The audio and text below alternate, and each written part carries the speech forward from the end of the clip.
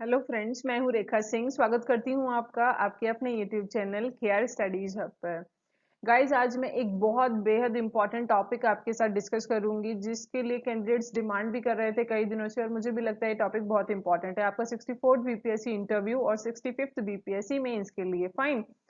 तो जो फ्लड की प्रॉब्लम है बिहार में, करंट में अभी बिहार में फ्लड की प्रॉब्लम है, और बिहार में ही नहीं, भारत के कई हिस्सों में, राजस्थान, मध्य प्रदेश, छत्तीसगढ़, झारखंड, डिफरेंट स्टेट्स में आपको फ्लड की प्रॉब्लम देखने को मिल रही होगी। बट जो बिहार में ये जो फ्लड की प्रॉब्लम है, बाढ़ की जो समस्या है, वो हर साल हमें देखने को मिलती है, राइट। तो इसके क्या सोल्यूशंस होते हैं, क्यों फ्लड रिकरिंग फ्लड जो है वो बिहार में बार बार आते हैं, क्या इसके कारण है, कौन इसके लिए जिम्मेवार है, ये सब हम देखेंगे। बोर्ड मेंबर्स आपसे पूछ सकते हैं कि ये जो पेरिनियल प्रॉब्लम है बाढ़ की, इसको कैसे ठीक किया जा सकता है। आप प्रशासन में आएंगे तो क्या करेंगे इसके लिए, ठीक है। आपके पास क्या साइंटिफिक सुझाव हैं, आपको वो बताने होंगे। तो एक बहुत ही बैलेंस्ड आंसर मैं आपको बताऊंगी आज कि आप क्या बता सकते हैं, क्या बोल सकते हैं, प्रॉब्लम क्यों है, एकदम आपको क्लियर आपका जो आंसर है, ठीक है, वो देना होता है। तो आज हम देखेंगे, फाइन, निवारण क्या क्या हो सकते हैं और क्यों ये प्रॉब्लम है।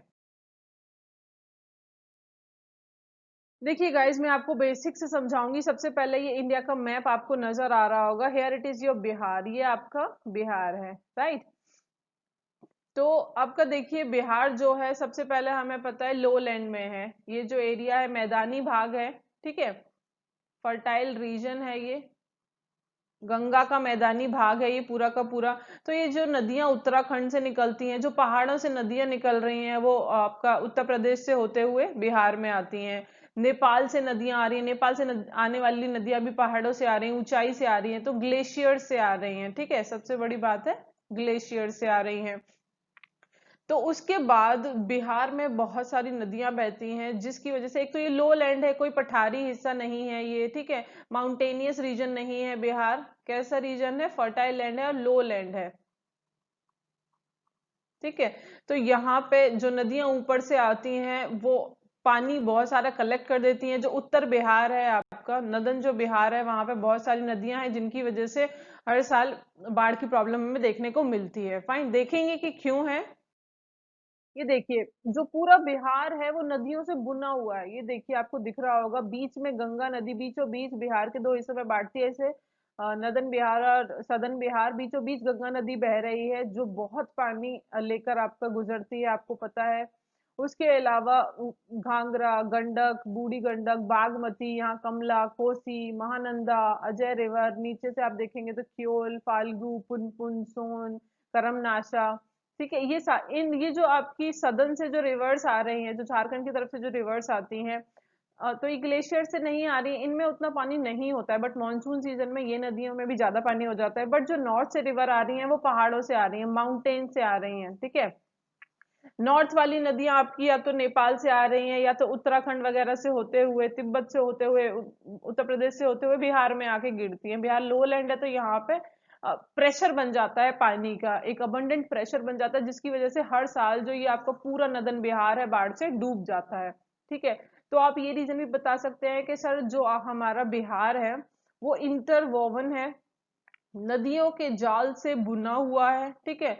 और ये फर्टाइल लैंड में आता है आपका, ये जो रीजन है, जो लो लैंड है आपका, ठीक है, जो गंगा का मैदानी भाग है उसमें आता है उत्तर प्रदेश, और जो बिहार है आपका, आपका वेस्ट बंगाल हो गया, ये जो रीजन है, पंजाब, हरियाणा, और नदियों के जाल से बुना हुआ है। और ज्यादातर जो नदियां हैं वो माउंटेन रीजन से आने वाली हैं, जिनमें अबंडेंट ऑफ वाटर रहता है, पानी पहले से बहुत ज्यादा रहता है, और अगर मानसून सीजन कभी कभी ज्यादा आ गया, तो ये रिवर्स ओवरफ्लो कर जाती हैं, अपना जो किनारे हैं उन्हें तोड़कर शहरों में, गाँव में पानी आ जाता है, ठीक है। नेपाल और तिब्बत से आने वाली नदियों का फ्लो जो है वो तेज रहता है, क्योंकि ये ऊंचाई से आ रही है, ऊंचाई से कोई चीज गिरेगी तो वो फ्लो में आएगी, फाइन, जिसकी वजह से सॉइल इरोजन भी होता है,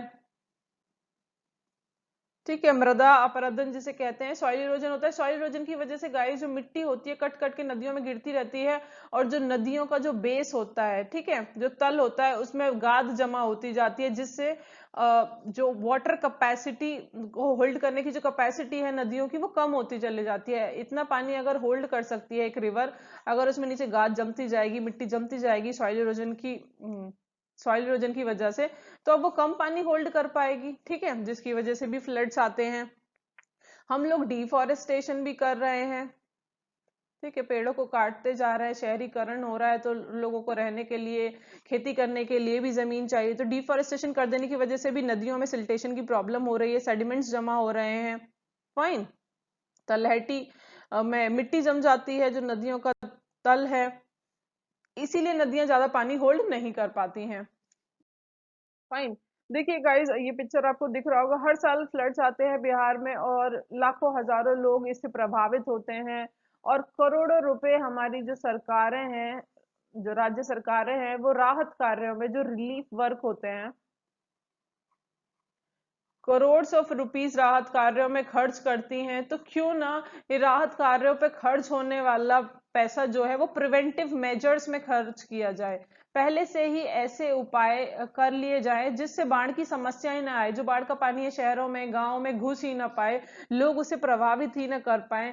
देखिए गाइस, बाढ़ आपकी एक आपदा है, बाढ़ को डिजास्टर बनने से पहले रोकना है। बाढ़ सबको पता है कि एक नेचुरल फिनोमिना है, राइट, ये नेचुरल फिनोमिना, इसे कंप्लीटली तो हम नहीं बंद कर सकते हैं कि बाढ़ कभी आएगी ही नहीं, नेचुरल फिनोमिना है, but we we can not control it completely, completely से कंट्रोल नहीं कर सकते, but yes we can stop floods to become disaster. हम फ्लड्स को, जो बाढ़ है उसको आपदा बनने से जरूर रोक सकते हैं, हम रोक सकते हैं कि वो डिजास्टर्स ना बने, तो आप ये बात मेंशन कर सकते हैं। बाढ़ को हम आपदा बनने से पहले जरूर रोक सकते हैं, और आपदा को हम संपदा भी बना सकते हैं, ये मैं आपको अभी आगे बताऊंगी गाइस, ठीक है, जिससे जनजीवन को नुकसान नहीं होगा, फायदे ही होंगे, तो हम उपाय आगे।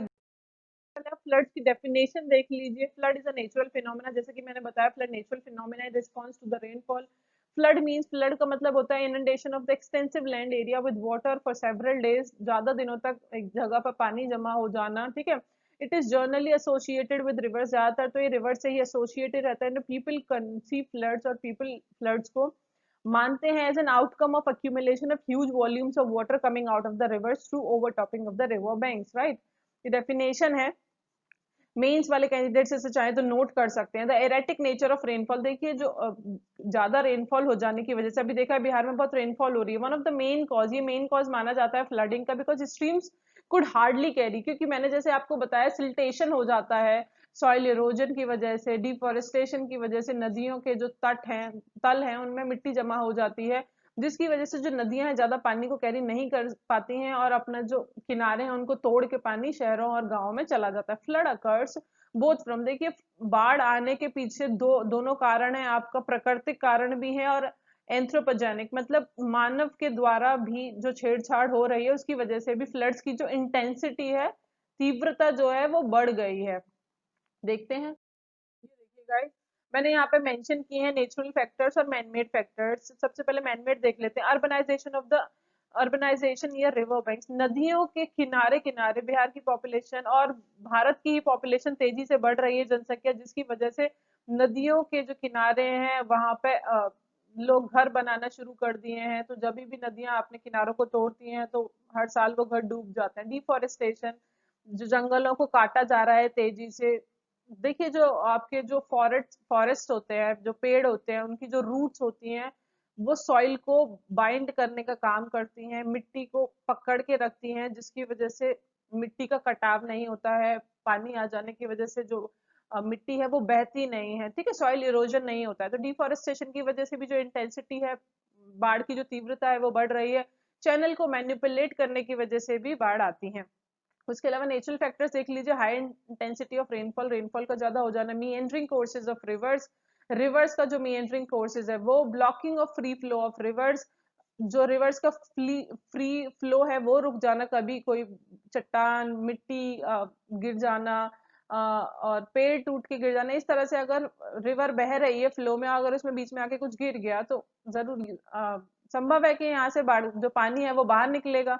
सेडिमेंट सेडिमेंट जमा हो जाना, इतना हम ज्यादा प्रदूषण कर रहे हैं, नदियां इतनी ज्यादा प्रदूषित हो गई हैं, उनमें इतना कचरा इकट्ठा हो जाता है, उनकी सफाई समय समय पर नहीं हो पाती है, जिसकी वजह से सेडिमेंट्स अक्यूमुलेट हो जाते हैं और फ्लड्स आते हैं। फ्लड प्लेन रीजन, जैसे मैंने आपको बताया जो बिहार है वो फ्लड प्लेन रीजन में आता है, तो यहाँ पे बाढ़ आने की संभावनाएं हर साल रहती हैं।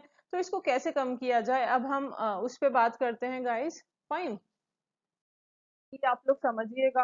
देखिए सबसे पहले देखिए आप बता सकते हैं, जब बोर्ड मेंबर्स पूछे या मेंस में भी ये क्वेश्चन आए तो आप बोल सकते हैं कि सर ये नेचुरल फिनोमेना है, इसे पूरी तरह से तो कंप्लीट नहीं, कंप्लीटली तो इसे कर्व नहीं किया जा सकता, रोका नहीं जा सकता, बट हाँ हम फ्लड्स को डिजास्टर बनने से, जो हमारे फ्लड्स हैं, जो बाढ़ है, उसे हम आपदा बनने से जरूर रोक सकते हैं। ठीक है, तो सॉल्यूशंस है कर्व। देखिए सबसे पहले कंसेप्ट आता है स्पंज सिटी का। देखिए गाइस आजकल ये जो कंसेप्ट है बहुत फेमस है, वेस्टर्न कंट्रीज में इसे तेजी से अपनाया जा रहा है और भारत में भी कहीं कहीं इसको अपनाया जा रहा है, तो आप इसको मेंशन कर सकते हैं। हालांकि बोर्ड मेंबर्स आपसे कह सकते हैं कि बिहार में अर्बनाइजेशन उतना नहीं है, सिर्फ 11% है। ठीक है, देखिए पहले समझ लीजिए स्पंज सिटी का कंसेप्ट क्या होता है। आपने अपने घर में स्पंज जरूर देखा होगा, ठीक है, स्क्रबर्स देखे होंगे, स्पंज के होते हैं, उनको जैसे ही हम प्रेस करते हैं, दबाते हैं, तो उनके अंदर जो भी पानी होता है वो बाहर निकल आता है। इसी तरह से देखिए स्पंज सिटी का कंसेप्ट है। स्पंज सिटी का कंसेप्ट का मतलब ये है कि सिटीज को इतना पोरस बनाया जाए कि जो पानी है वो सिटीज में देखिए यहाँ पे ये जो आपको दिख रहा है, जो रेन हो रही है उसका पानी नीचे चला जा रहा है, ठीक है, जमीन के अंदर।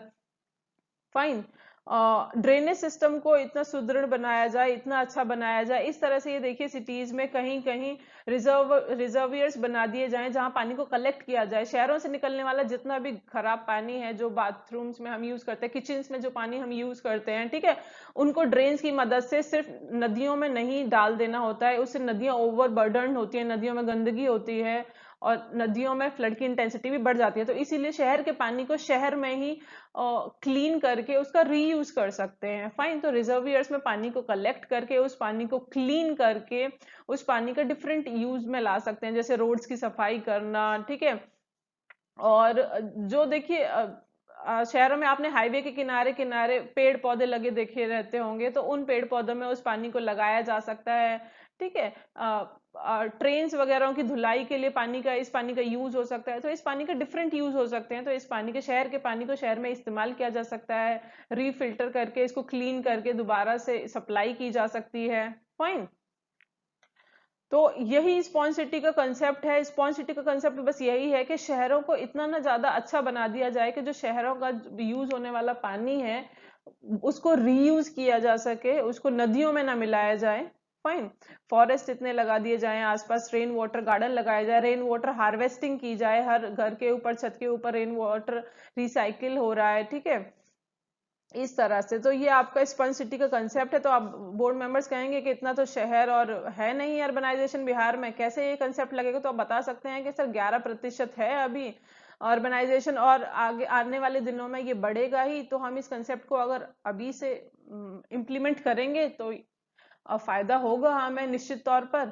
फाइन, जैसे पटना को स्मार्ट सिटी बनाने की जो पहल चल रही है, तो पटना में भी इसको देखिए स्पंज सिटी के कंसेप्ट में थोड़ा समय लगता है, बट इसको जरूर हम इम्प्लीमेंट करके जो शहरों का जो गंदा पानी है उसको नदियों में जाने से हम रोक सकते हैं। फाइन, तो ये आप एक बता सकते हैं। गार्डनिंग में और डिफरेंट जो यूज है उसमें इस पानी को इस्तेमाल किया जा सकता है। जो वेस्ट वाटर है सिटीज का, वो ड्रेन्स के थ्रू रिवर्स में ना मिलाया जाए, उसका शहरों में ही दोबारा से फिल्टर होके इस्तेमाल हो सके। उसके बाद बारी आती है construction of porous asphalt road. देखिए गाइस ये कंसेप्ट भी आजकल बहुत फेमस है और भारत में भी ये रोड्स बनाई जा रही हैं, विदेशों में तो इनका बहुत तेजी से इस्तेमाल हो रहा है। ये देखिए नॉर्मल असफाल्ट की रोड आपको ये दिख रही है, नॉर्मल जो हमारे यहाँ रोड होती है उन पे क्या होता है, तेजी से देखिए जो ट्रांसपोर्टेशन जो तेजी से बढ़ा है, तो रोड का कंस्ट्रक्शन भी बढ़ गया है। अब चारों तरफ रोड्स का जाल बिछा देंगे तो जो बारिश का पानी है वो सोख कैसे होगा, जमीन नहीं उसको मिलेगी तो वो नीचे कैसे जाएगा। जो नॉर्मल असफाल्ट की रोड होती है उससे पानी जमीन में नहीं जा पाता है अंदर, ठीक है। बट पोरस असफाल्ट की रोड ऐसी होती है गाइस, इनमें ऐसा पोरस कंक्रीट मटेरियल यूज किया जाता है कि इसमें अब अगर आप ऊपर से पानी गिरेगा तो वो नीचे चले जाएगा जमीन के अंदर। ये देखिए बाल्टी भर के ये इंसान पानी डाल रहा है रोड पर, और ये सारा पानी जो रोड है एब्जॉर्ब कर ले रही है। और नॉर्मल रोड पे यही पानी डालोगे तो ये देखिए यहाँ पे कलेक्ट हो गया, ये पानी कलेक्ट हो जाएगा तो फिर साइड में कलेक्ट हो जाएगा, इकट्ठा होगा, नदियों में जाएगा, नालों में जाएगा, ठीक है। तो ये सब प्रॉब्लम्स क्रिएट होती हैं। तो ये जो अब आप बता सकते हैं कि सर आने वाली जो भी रोड्स बने इनमें कोई खर्चा ज्यादा आता नहीं है, जो नॉर्मल असफाल्ट की रोड बनती है उसी रेट पे पोरस असफाल्ट रोड भी बन जाती हैं। तो आने वाले जो भी रोड्स कंस्ट्रक्शन होंगे उनमें पोरस असफाल्ट रोड हम बनवा सकते हैं। इनमें वेल एस्टेब्लिश्ड ड्रेनेज पैटर्न होता है, फाइन।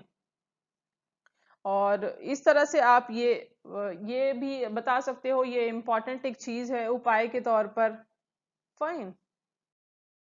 उसके अलावा गाइस जो तीसरा मेथड है वो है आपका अफॉरेस्टेशन। देखिए गाइस जो पेड़ हैं आपके, जो जंगल है वो एक दिन में तो लगता नहीं है, फाइन। जंगलों को काट तो बहुत आसानी से दिया जाता है, बट जंगलों को उतना तेजी से हम उगा नहीं सकते। बट अफॉरेस्टेशन पे हमें फोकस करना होगा, नदियों के किनारे किनारे पेड़ पौधे लगाने होंगे। उसके अलावा एक वेटिवर नाम की एक ग्रास आती है, ये बहुत इंपॉर्टेंट है गाइस।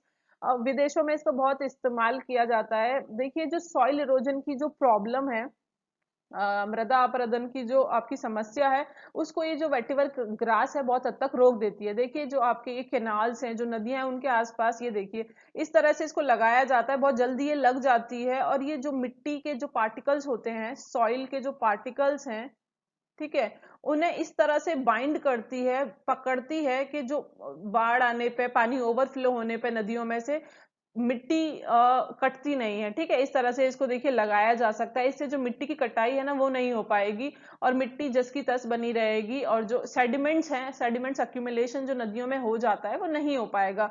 तो इसीलिए अफॉरेस्टेशन हमें करना चाहिए नदियों के आसपास, और तेजी से पेड़ पौधे लगाने चाहिए, पर पेड़ पौधे उतने जल्दी से बड़े नहीं होते, तो वेटिवर ग्रास पर हम रिलाई कर सकते हैं, ये सॉइल इरोजन को रोकती है। उसके अलावा ये फॉडर के तौर पर भी इस्तेमाल होती है, जानवर भी इसे खा सकते हैं, ठीक है। तो ये चीज भी आप बता सकते हो सर, सॉइल इरोजन को रोकने के लिए सेडिमेंट अक्यूमुलेशन जो रिवर्स में हो जाता है उसके लिए हम वेटिवर ग्रास को ज्यादा से ज्यादा लगवा सकते हैं। उसके अलावा जो तीसरा चीज है वो है गाइस आपके कंक्रीट एम्बैंकमेंट्स बनवाने की बात है। ये एक बेहद इंपॉर्टेंट पॉइंट है, इसको भी आप मेंशन कर सकते हो, फाइन। एम्बैंकमेंट्स को तटबंध कहते हैं हिंदी में, कंक्रीट। देखिए गाइस जो सरकार होती है हर साल, देखिए नदियों के आसपास जो एम्बैंकमेंट्स होते हैं, ये जो आपको दिख रहा होगा, इनको एम्बैंकमेंट्स कहते हैं, तटबंध कहते हैं।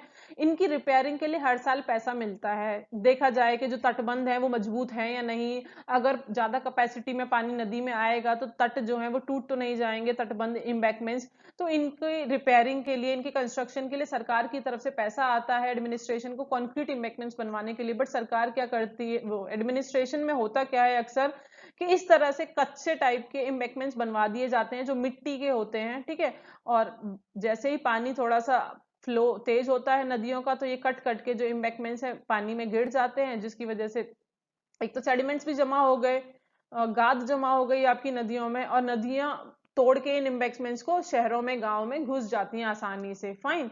तो एक ये बहुत बड़ा लूप होल है, इसको भी सही करने की जरूरत है। गवर्नमेंट हमेशा अच्छे एम्बैंकमेंट्स बनाने के लिए पैसे देती है, बट करप्शन की वजह से, प्रॉपर चेक एंड बैलेंसेस ना होने की वजह से जो एम्बैंकमेंट्स हैं वो मिट्टी सॉइल के बना दिए जाते हैं, जिसकी वजह से वो हर साल डिस्ट्रॉय होते हैं, और प्रॉब्लम जो है फ्लड की वो हर साल राइज होती है। इस तरह से ऊंचे अगर एम्बैंकमेंट्स बनवाए जाएंगे, कंक्रीट के बनवाए जाएंगे, तो शायद इनको तोड़कर नदियों का जो पानी है इन एम्बैंकमेंट्स को तोड़ ना पाए और शहरों में घुस ना पाए। एम्बैंकमेंट्स को ऊंचा बनाना चाहिए, फाइन। तो इसके लिए प्रॉपर चेक और इंस्पेक्शन की जरूरत है जिससे इसको रोका जा सके। I think it's clear. उसके बाद बारी आती है guys construction and renewable of the dams. जितने भी डैम्स पुराने हो चुके हैं, जैसे आपका कोसी का ही डैम है, वो बहुत पुराना हो गया है, जर्जर हो गया है, कोसी रिवर पर जो डैम बना हुआ है। तो जो पुराने डैम्स हैं उनके रिन्यूएबल की जरूरत है, उनको टाइमली रिन्यू किया जाए। कभी कभी जो बांध होते हैं वो टूट जाते हैं, जिसकी वजह से जो पानी होता है घुस जाता है, काफी सारे गांव एक साथ डूब जाते हैं। तो रिन्यूएबल कराने की टाइम टू टाइम डैम्स को जरूरत है, और नए डैम्स भी कंस्ट्रक्ट कराने की जरूरत है, ताकि जब बाढ़ का पानी जैसे लगे कि पानी ज्यादा आ रहा है ऊपर से, नेपाल तिब्बत की तरफ से, उत्तराखंड की तरफ से जो नदियां आ रही हैं माउंटेन रीजन से, उन नदियों में जब ज्यादा पानी आए तो नदियों के ऊपर जो भी मेजर रिवर्स हैं जिनमें ज्यादा पानी आता है उन पर डैम्स बना दिए जाएं, ताकि देखिए गाइस इनमें समय जरूर लगता है और पैसा भी लगता है, बट एक बार ये इन्वेस्टमेंट कर दिया जाएगा तो शायद अगले 100 सालों तक फ्लड की समस्या हमें बिहार में देखने को ना मिले। फ्लड की प्रॉब्लम से ही देखिए सारी प्रॉब्लम्स बिहार में हैं। लोगों को सिर्फ प्रॉब्लम्स नजर आती हैं बट उसके पीछे का मूल कारण नजर नहीं आता। फाइन, अर्बनाइजेशन, शहरीकरण ना होना, उसके पीछे एक यही कारण है, क्योंकि वहां पे फ्लड्स हैं, हर साल फ्लड्स आते हैं। लैक ऑफ इंडस्ट्रियलाइजेशन, वहां पे औद्योगिकरण ना होना, इसका एक प्रमुख कारण यही है, क्योंकि जब 4-6 महीने बाढ़ से डूबा ही रहेगा बिहार तो इंडस्ट्रीज कहाँ लगेंगी, इंडस्ट्रीज को लॉस होगा तो इंडस्ट्रीज ऐसे क्षेत्र में क्यों आएंगी। एग्रीकल्चर पुअर हर साल जो खेत हैं वो पानी से डूब जाते हैं, तो एग्रीकल्चरल जो ग्रोथ है, इतना सारा एग्रीकल्चरल लैंड होने की बावजूद बिहार में प्रोडक्टिविटी कम है, पुअर एग्रीकल्चर ग्रोथ होती है, तो इसका एक प्रमुख कारण ये बाढ़ है। ठीक है, तो सारा जो प्रॉब्लम्स हैं वो बाढ़ के आसपास ही घूम रही है, तो बाढ़ की जो प्रॉब्लम है उसको सीरियसली डील करना होगा, जिससे बाकी सारी जो प्रॉब्लम है वो अपने आप फिक्स हो जाएंगी, अपने आप सॉल्व हो जाएंगी। तो जल प्रबंधन का अभाव है बिहार में, आप इस चीज को साफ साफ बता सकते हैं कि सर जल प्रबंधन का अभाव है, और सबसे पहले वाटर मैनेजमेंट पर ही फोकस करना चाहिए सरकार को, एक स्ट्रांग पॉलिटिकल विल की इसमें जरूरत है। फाइन, तो हमें जो आपदा है हमारी उसे संपदा बनाने की जरूरत है। ठीक है, तो आप ये बता सकते हैं construction and renewable of dam. उसके अलावा गाइस जो ये देखिए डीसिल्टिंग है, ये भी एक मेजर पॉइंट है, आपको ये भी बताना होगा कि हर साल मॉनसून आने से पहले नदियों की गाद को साफ करना बेहद इंपॉर्टेंट हो जाता है। इस तरह की देखिए डोजर मशीन्स आती हैं गाइस और यूज की जाती हैं, इनसे क्या होता है भारी मात्रा में ये नदियों में चलती हैं और इनसे गाद को निकाला जा सकता है। जब सिल्ट जमा हो जाएगी नदियों में तो नदियां ज्यादा पानी को कैरी नहीं कर सकती हैं, तो हर साल मॉनसून आने से पहले इस गाद को, इस सिल्ट को नदियों से निकालना बेहद इंपॉर्टेंट है, जिसकी वजह से नदियों का जो तल है वो गहरा हो जाए और नदियां ज्यादा पानी होल्ड कर सकें। इस तरह से डोजर्स होते हैं, डोजर्स की मदद से नदियों को साफ किया जाए। और ये जो सिल्ट जो निकल के आएगा ये सिल्ट बर्बाद नहीं होगा। देखिए ईंट बनाने के लिए होता क्या है कि खेतों को दे दिया जाता है, खेतों की खुदाई की जाती है, खेतों से मिट्टी निकाल निकाल के ईंट बनाई जाती है। ठीक है, ब्रिक लिंस में आपने देखा ही होगा ईंट के जो भट्टे होते हैं वहां पे ईंट कैसे बनाई जाती है। आसपास के जो खेत होते हैं वो गड्ढे में चले जाते हैं। तो ये जो सिल्ट निकल रही है नदियों से, इनको ब्रिक क्लिंस वालों को दे दिया जाए, वहां पे इनसे ही मिट्टी बने। और ये बहुत चिकनी मिट्टी होती है, जो नदियों से गाद निकलती है, ये जो सिल्ट होता है ये बहुत चिकना होता है और बहुत स्ट्रांग, इससे बनने वाली ईंट बहुत स्ट्रांग होती है, जल्दी टूटती नहीं है। तो सरकार की यहाँ पे कमाई भी हो सकती है, सरकार इस सिल्ट को बेच सकती है ब्रिक क्लिंस वालों को। बिहार में, यूपी में बहुत सारे ईंट के भट्टे होते हैं जहाँ पे ईंट बनती हैं। तो आप ये भी बता सकते हैं कि सर ये एम्प्लॉयमेंट भी देगा और रेवेन्यू भी इससे जनरेट होगा। तो डीसिल्टिंग बहुत इंपॉर्टेंट है, जब तक नदियां साफ नहीं होंगी तो वो ज्यादा पानी कैरी नहीं कर पाएगी। गंगा रिवर में भी बहुत सिल्ट है, गंगा रिवर की भी क्लीनिंग की जरूरत है, डीसिल्टिंग की जरूरत है, और बहुत सारे डंपिंग सेंटर्स बना लिए जाएं जहां पे इस सिल्ट को कलेक्ट किया जाए। ठीक है, और फिर बाद में ब्रिक मेकिंग के लिए, ईंट बनाने के लिए इस सिल्ट का इस्तेमाल कर सकते हैं।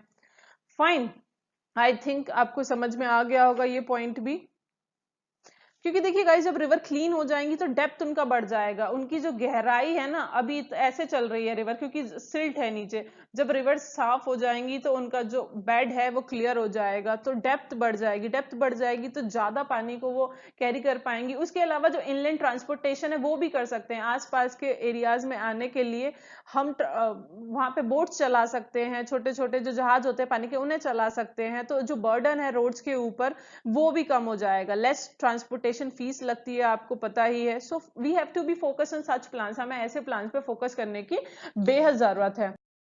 उसके अलावा ये जो मेरा पॉइंट है लास्ट है, interlinking of reverse. Guys interlinking of reverse को भी आप मेंशन कर सकते हो कि नदियां जोड़ो परियोजना जो है भारत सरकार की, उसको गंभीरता से लेना होगा, क्योंकि जो नॉर्थ में बहने वाली रिवर्स हैं वो हिमालयन रिवर्स हैं। ठीक है, उन रिवर्स में बहुत पानी है, तो नॉर्थ की रिवर्स को साउथ की रिवर्स से जोड़ना, मानते हैं कि ये जो परियोजना है, ये जो प्रोजेक्ट है, बहुत कॉस्ट इसकी लगेगी और मेहनत भी लगेगी, बट एक बार ये काम हो जाएगा तो जो पूरा भारत है वो बाढ़ की समस्या और सूखे की समस्या से तो निजात मिल जाएगी श्योरली।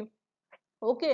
तो आप ये बता सकते हैं, उसके अलावा तर्क दे सकते हैं बोर्ड मेंबर्स के कैसे ले जाया जाएगा इन नदियों को, बीच में ऊंचे ऊंचे यहाँ पे पहाड़ हैं, ठीक है, पठार वाला रीजन है, तो आप बता सकते हो कि सर जमीन के अंदर से भी पाइप डाले जा सकते हैं, हम ईरान से दूसरी कंट्री से जब ऑयल मंगा सकते हैं पाइपलाइन समुद्रों में डाल के, इतना मेहनत करके, तो अपने ही भारत में हम ये सब क्यों नहीं कर सकते हैं, किया जा सकता है। जैसे मैंने आपका सिल्ट का एग्जाम्पल दिया था कि सिल्ट को क्लीन करना बहुत इंपॉर्टेंट है, चाइना का मैं आपको एग्जाम्पल दूंगा। इस चाइना ने साउथ चाइना सी में सिल्ट को कलेक्ट कर करके समुद्र की उसने सफाई करवाई, जहां जहां उसको लग रहा था कि सिल्ट कलेक्ट हो गया, और सिल्ट को कलेक्ट करके उसने एक आइलैंड बना दिया, और उसके ब्यूटिफिकेशन से वहां पे टूरिस्ट आ रहे हैं, टूरिस्ट का अक्यूमुलेशन हो रहा है, रेवेन्यू जनरेट कर रहा है। तो ये सब बहुत पॉलिटिकल विल अगर स्ट्रांग है तो ये काम हो सकते हैं, इसमें कोई भी डिफिकल्टी नहीं आएगी। आप उड़ीसा का एग्जाम्पल ले लीजिए, उड़ीसा एक छोटा सा स्टेट है, उतना वेल डेवलप्ड नहीं है, बट साइक्लोन्स के प्रोटेक्शन के लिए एग्जाम्पलरी वर्क उड़ीसा ने किया है, जिससे लाखों लोगों की जो जान है अब उड़ीसा पहले ही बचा लेता है, अलर्ट्स जारी कर देता है एडवांस में साइक्लोन्स आने से पहले। ठीक है, देखिए विज्ञान और प्रौद्योगिकी का हम इस्तेमाल कर सकते हैं फ्लड्स को कर्व करने के लिए, राहत कार्यों पर पैसा खर्च करने से बेहतर है कि उन चीजों को आने से रोक लिया जाए। ठीक है, ऐसी प्रॉब्लम्स ही ना क्रिएट हो जिससे राहत कार्य पे पैसा खर्च करना पड़े। तो इंटरलिंकिंग ऑफ रिवर्स का जो पॉइंट है उसे भी आप बता सकते हो। आप कह सकते हो that prevention is always, ISRO भी इसमें बहुत महत्वपूर्ण रोल निभा सकता है फ्लड प्रिडिक्शन में सैटेलाइट्स के थ्रू। फाइन, आई थिंक आपको क्लियर। एक पॉइंट आप हमेशा ध्यान रखिएगा, दैट आपदा को संपदा बनाने की जो बात है वो आप जरूर मेंशन कीजिएगा। उसके बाद बता सकते हैं, देखिए वाटर एक नेसेसिटी है, इंपॉर्टेंट रिसोर्स है वाटर, बेहद इंपॉर्टेंट आपकी रिसोर्स है। तो इसका जो मैनेजमेंट है वो इंपॉर्टेंट है, जब तक वाटर को मैनेज नहीं करेंगे, क्योंकि देखिए ऐसे बहुत सारे रीजन्स हैं इंडिया में ही जहाँ पे सूखे से जो बहुत सारे कैटल्स हैं वो मर जाते हैं, खेत सारे सूख जाते हैं, लोगों की भी जान चले जाती है, ट्रेन से वहां पानी पहुंचाया जाता है, ठीक है, क्योंकि जल प्रबंधन अच्छा नहीं है। तो क्यों ना बिहार अपना जो जल है उसके पास जो एक्स्ट्रा वाटर है उसका जो उसको चैनलाइज कर दे, जो ड्रॉट प्रोन रीजन है, जो सदर्न बिहार है वो भी ड्रॉट प्रोन है, वहां पे ड्रॉट्स आते हैं, सूखा पड़ता है, तो वहां पे उस पानी को पहुंचाया जाए। दूसरे जो सूखे वाले क्षेत्र हैं वहां पे उस पानी को फिल्टर करके भी आरओ वाटर बना के भी बिहार दे सकता है, तो बिहार के पास एक अच्छा खासा रेवेन्यू भी जनरेट हो जाएगा। जितनी सारी सोशियो इकोनॉमिक प्रॉब्लम्स हैं वो इस वाटर के मिसमैनेजमेंट की वजह से ही हो रही है। माइग्रेशन भी इसी की वजह से, जब खेत डूब जाएंगे, इंडस्ट्रीज नहीं है काम करने के लिए, तो माइग्रेशन होगा, प्रवासन होगा, लोग जो है बाहर जाके काम ढूंढने लगेंगे। तो जो सारी प्रॉब्लम्स है ना वो इस फ्लड के इर्द गिर्द ही घूम रही है गाइस, तो आपको इसको समझना होगा और समझाना भी होगा। मेंस में चाहे ये क्वेश्चन आए चाहे इंटरव्यू में पूछा जाए, तो आप इसको क्लियरली समझाइए। माइग्रेशन हो गया आपका, उसके अलावा लेस इंडस्ट्रियलाइजेशन हो गया, ये सारी जो प्रॉब्लम्स है ना वो आपकी फ्लड के इर्द गिर्द ही घूम रही है। तो फ्लड को एक बार वाटर को मैनेज कर लिया, पुअर एग्रीकल्चरल की ग्रोथ हो गई। ठीक है, तो ये जो सारी प्रॉब्लम्स हैं इसी के इर्द गिर्द घूम रही है, तो वाटर को मैनेज करना सबसे पहले बहुत इंपॉर्टेंट है।